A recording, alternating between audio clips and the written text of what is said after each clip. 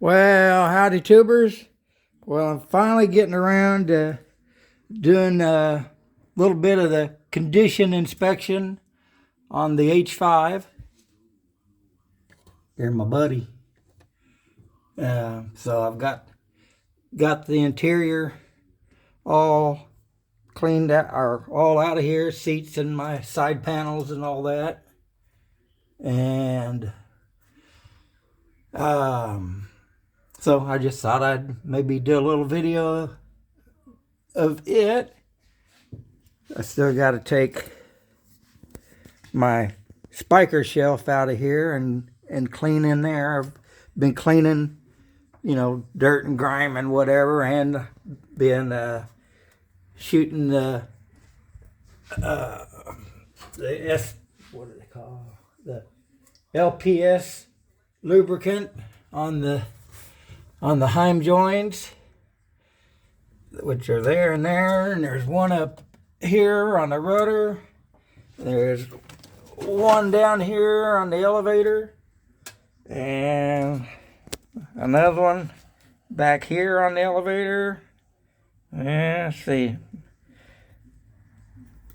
Well, oh, there we go, right there. And then, of course, I'll have to take the tail cone off so I can get to the two back there.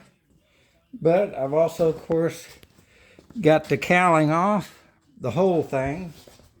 So we'll show you this for those that haven't seen my engine here. And my little bitty battery there, which this is what it is. Don't weigh anything. That's what it is up there. And so let's get underneath here. I cleaned stuff off yesterday, or underneath here, with some cleaner. There's I still got to clean off that carb heat muff there. But this is my carb heat box that I made.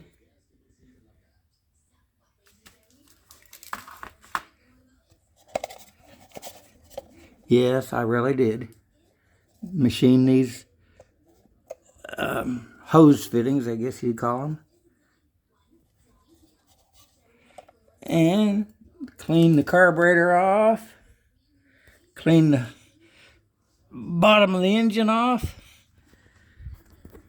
Retorqued these nuts around here, and they were actually not loose, but they needed to be tightened. And I just torqued the prop bolts, or nuts, I guess I probably really should say. That's the temperature sensor, which it's right up here in the front, and there's a hole right in the front of the cowling, which I have blocked it because this just does not read right, because it's right up there in the front. So I got a bunch of that foam.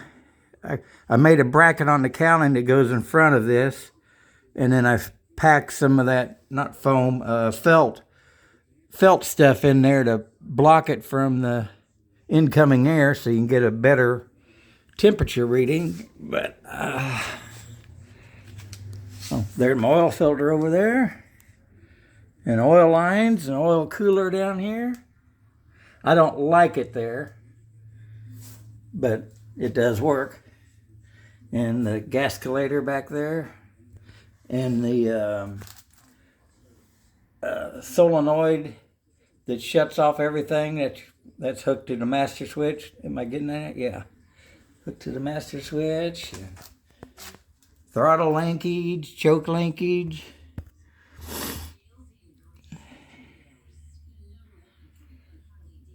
And you see, got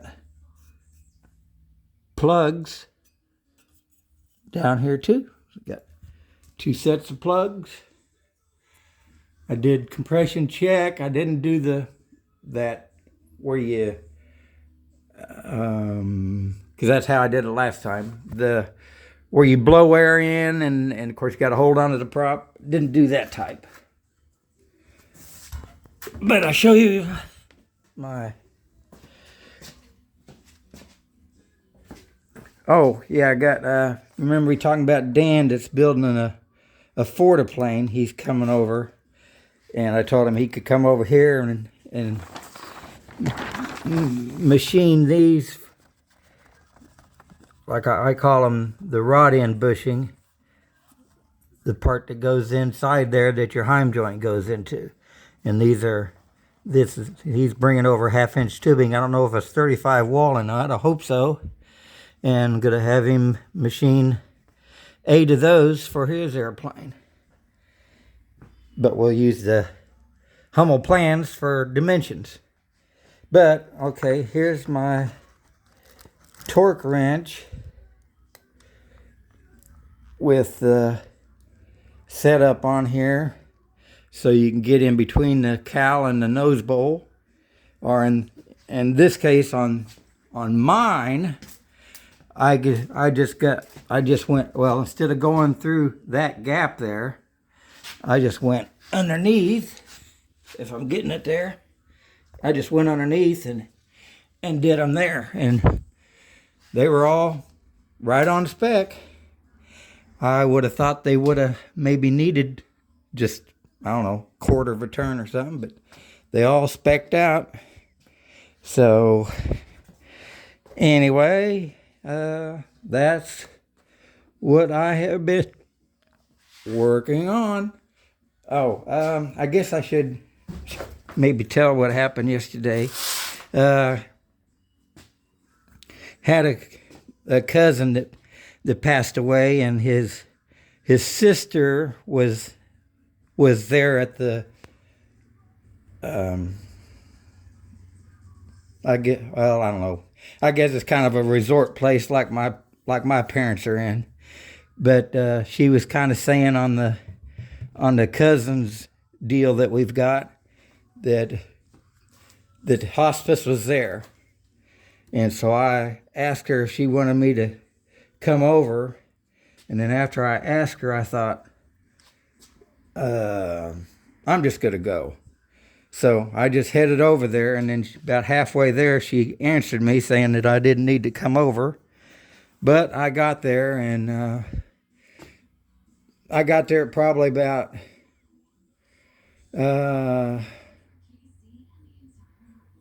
maybe 10:45 or so, and they had a real sweet gal that was the hospice gal. Matter of fact, she lives just east of the Grain Valley Airport, and she says, I mean, she hears airplanes flying over all the time. She says that she doesn't have cable because they don't want to pay for it. But whenever an airplane flies over their house, because all they've got is an antenna, the TV goes out. So I don't know about that. But anyway, so I was there to, I guess you say, witness my cousin's passing. And so he's with God now. And I was just glad that I went ahead and just left anyways to go over there. So at least my cousin had, because her mom and dad are both gone, my aunt and uncle. So at least had somewhat of a family member. I don't know if I would have been their choice, but anyways. So anyway, he's resting with Jesus. So we'll get back to doing this. Of course, I'm kind of waiting for call or text from Dan to when he's heading over here. Oh, here's for my, through that hole there is for these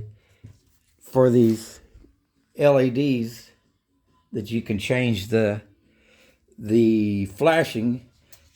Right there where it says here, if you put a magnet there, it'll swipe a magnet across there, it'll change the flashing mode, or whatever you want to call it, from fast to maybe blink blink and then a pause and then blink blink. I don't know, it has like 5 different, I think, settings.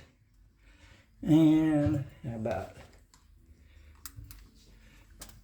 there's the fuel pump that pumps the fuel from the wing tanks up to the header tank, which is not in there, of course. So, and then there's the valve to switch from either left tank or right tank when you're pumping it out. So, anyways, that's 10-minute long video. So, let me get this out there for you. Hope everybody's having a great day. Please subscribe and hit the like button, all that good stuff. And God bless. There you go, and God bless.